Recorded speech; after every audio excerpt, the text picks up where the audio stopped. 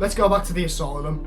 You guys are already gonna pretty much know who the Asylum are, but for those who don't, where the fuck have you been? I want to be there with you. The Asylum are one of the biggest rip-off artists in the movie scene. They'll release one of their absolute shit movies around about the same time a bigger film is released, hoping that people will mistake their movie for the other one. For example, Almighty Thor instead of Thor, Snakes on a Train instead of Snakes on a Plane, The Terminators with, of course, yeah, you guessed it. I've spoke previously on a few of their movies a while ago, and they've been getting away with a bit too much lately, but that changes today. I Am Omega was released the same year as I Am Legend. Mark Dacascos plays Will Smith's part, and he's been in a few things, actually. The rest of the cast repertoire is littered with Asylum movies, so, much like the Asylum, once you get in, you never really get out. If you're asking me what... Fuck off! What I Am Omega's gonna do with Halloween? Well, every day for me is Halloween, so let's get a bit spooky and start this absolute piece of shit. So we start off with the most scariest part of this zombie flick. We get a few shots of the city with the colour so drained out it'll hurt your eyes after watching for a while, and guess what? It looks like this the whole way fucking through. This woman is packing, but by the way the soundtrack is sounding, you'd think she was murdering that suitcase. They rush to the car, and after a quick check if her makeup's alright, she realises she left the car keys in the house. Then, how did she open the car? She goes to get them when a zombie attacks, and yeah, they are zombies. I don't care what IMDb or whoever says they are. They eat people, they moan, they're zombies. She then beats it with a handbag, and you can guess how well that goes. And then the zombie just decides to fuck off. Then our main character wakes up. Was he dreaming? Was this happening somewhere else? Was this even located at his current location? Only slightly touched on and completely forgotten about. The movie then gives us audio from their viewers of the first screening of this film. Well, it would be funny if they was actually able to show their movies in a cinema. That's the exact same as disabling ratings on your videos. You already know that you're lost by that point. So our main character, Renchard, is out of breath from all the nothing he's doing. Then the security system goes off. Yes, dude, you best get your dressing gown on with that tie thing. The potential zombie attack can wait. Heaven forbid he might actually see your cock before you kill it. He finds a zombie eating someone, which I guess is placed in the centre of the fucking sun. A fight ensues. He then gets some blood on him, which he immediately washes off, as a zombie is caught in the trap behind him. He burns the body with a flare, and then he turns around and goes back indoors. I just can't contain all of this excitement. He then sits down to the noisiest fucking laptop I've ever heard. You probably noticed by now that I haven't shown any lines from this movie, because the first half of this movie, there is only one line really spoken. He then curls up in bed, leaving his laptop on and unplugged, may I add, to look at a picture of the people from the beginning. So I'm guessing that they were his family. How tall is that kid? Then his radio turns on, so he throws it by the fire. He then shouts at it, and it turns off. What the what's going on? That's not even a what's going on because you're too clever for me movie. No, literally, what the fuck is going on? I don't have a clue what's happening. The laptop is still on and then he logs in. Oh my god, dude, will you shut the fuck up for 1 minute? Someone tries to Skype him, so he just bangs the laptop for no reason. Look, he can't focus because you just can't stop talking. We are then cut to him thinking of his son and then pretending to hit someone. Why would you show these two things together? It looks like he's hallucinating beating his son up. You're weird, Asylum. And just to finish off his training, he kicks the shit out of a wooden fence. Did the fence kill his family? We then show him creating a bomb. Another day, another dollar. In a post-apocalyptic world where money becomes basically meaningless, you're worried about clocking in. You're stupid, Renchard. He drives off and it nearly takes him a whole minute to mess around with the radio before he puts a cassette tape in. With a shot like this, I'm going to give YouTube's auto-copyright scanner thing credit if it actually picks up on this movie, because this film is so sepia-toned They might just think I'm showing a picture of sand for however long this video turns out to be. He enters the farm, talks to a corpse, Hey, Paul. and then pays for some beers as a zombie sneaks up on him.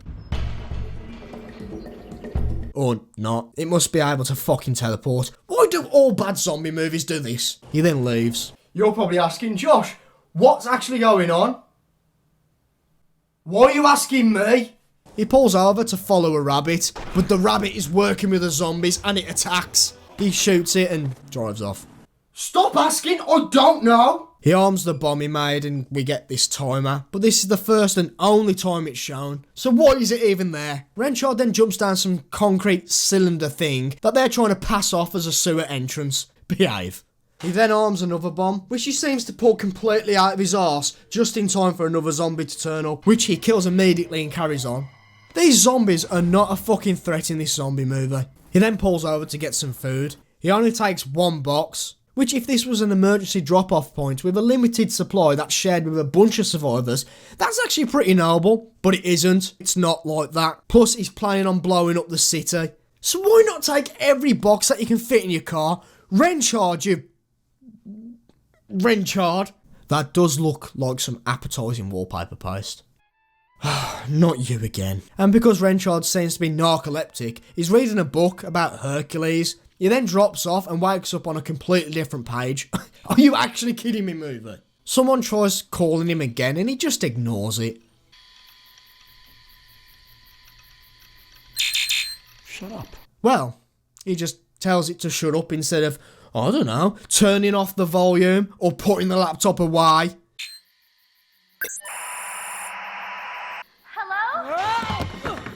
So we're supposed to believe this guy is scared of... Like, what is he actually scared of? Zombies, doesn't even flinch, but a woman on a webcam, fucking way too scary. He literally is scared for his life. That much that he runs off outside to turn off the electricity, or presses something, I don't fucking know. So he overdoses on mints. No, they are not pills, he's crunching them like mints. And then he dies and this movie's over. If only.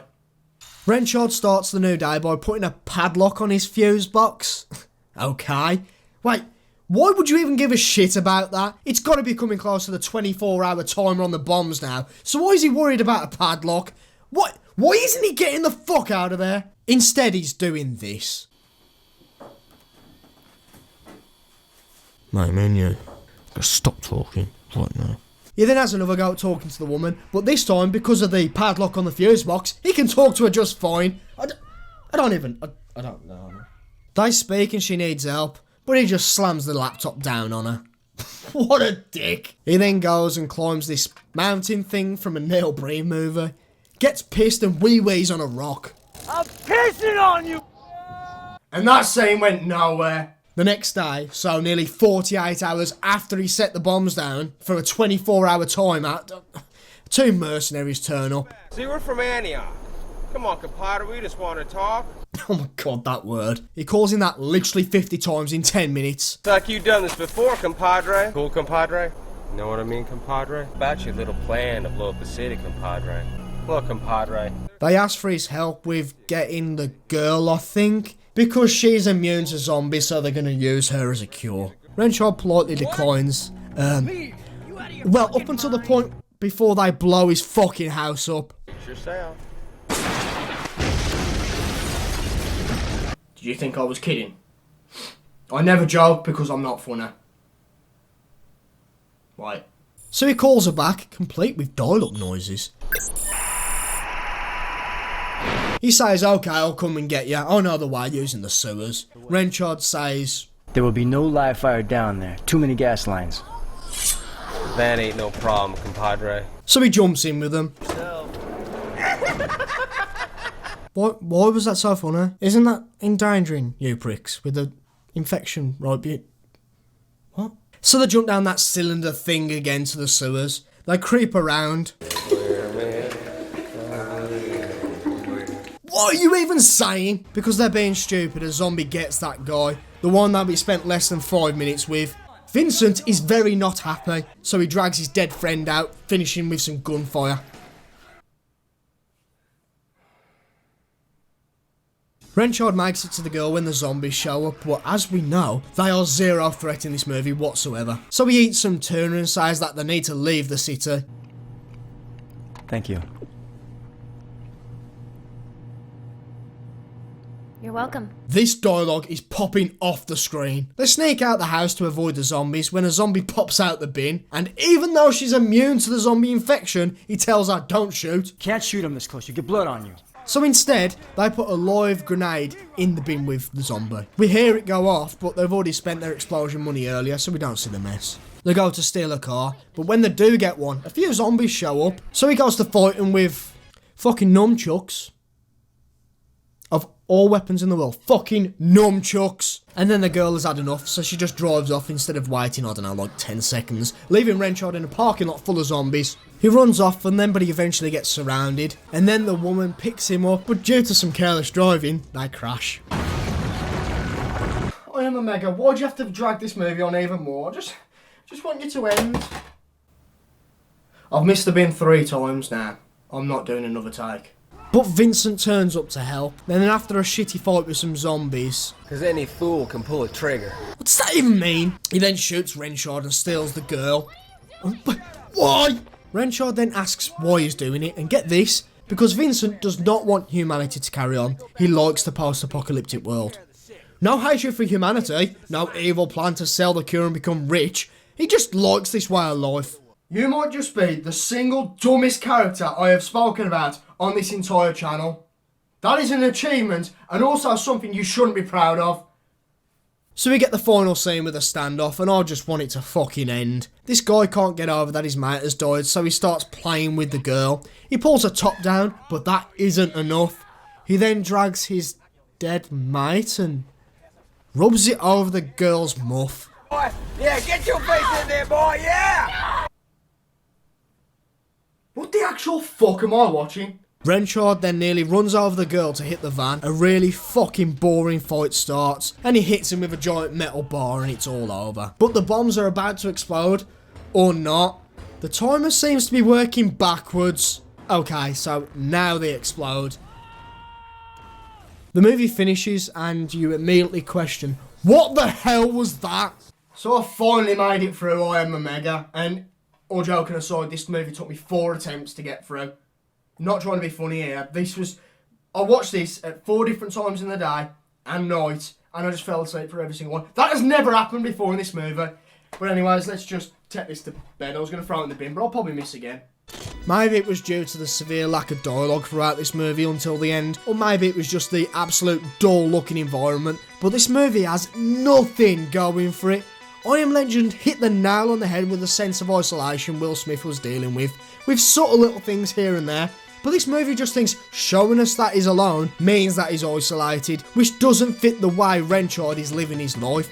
Scenes drag on for way too fucking long, and this movie pulls at a snail's pace. If I was forced to watch another Asylum movie, I would choose one that actually has something going on. At least I can laugh at that. But this was just dull. So that was I Am a Mega, and honestly, I can't recommend it. But I finally got it in the bin. Hey! Thank you guys for sticking around and being part of this community. If you have any suggestions for movies you want to see me talk about, whack them in the comments. I'm sure I'll have a look at them. Have a great spooky-filled Halloween. Just look after yourselves. My name is Josh. I don't have a sign-off, so jump scare.